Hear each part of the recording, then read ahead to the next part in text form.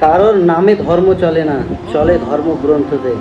ভাইয়ের কথাটা শুনে যান, পুরোপুরিভাবে বুঝতে পারবেন। মূর্তি পূজা হলো মূর্খ এবং অধম মানুষের কাজ।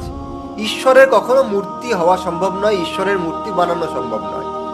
একথা বললেন আদিগুরু শঙ্করাচার্যজি, যিনি না থাকলে আমরা বর্তমানে নিজেদেরকে সনাতনী কিংবা হিন্দু বলার যে অধিকার রেখেছি এটাও রাখতে পারতাম না।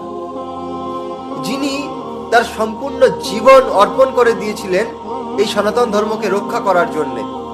যখন বৌদ্ধ ধর্ম সম্পূর্ণ সনাতন ধর্মকে বিনষ্ট করে দিয়েছিলেন, এমন সময় আদিগুরু শঙ্করাচার্যজি তিনি এই সনাতন ধর্মকে রক্ষা করে পুনরায় বৈদিক ধর্মকে স্থাপন করেছিলেন।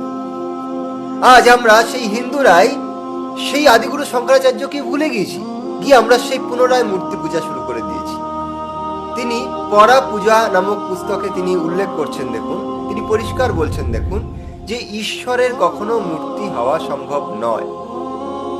ঈশ্বরের মূর্তি বানানো একটা মূর্খামি কাজ, এবং ঈশ্বরকে যারা মূর্তি বানিয়ে তার পূজা করে তারা হচ্ছে মূর্খ অধম মানুষ। দেখুন পরিষ্কার লেখা রয়েছে।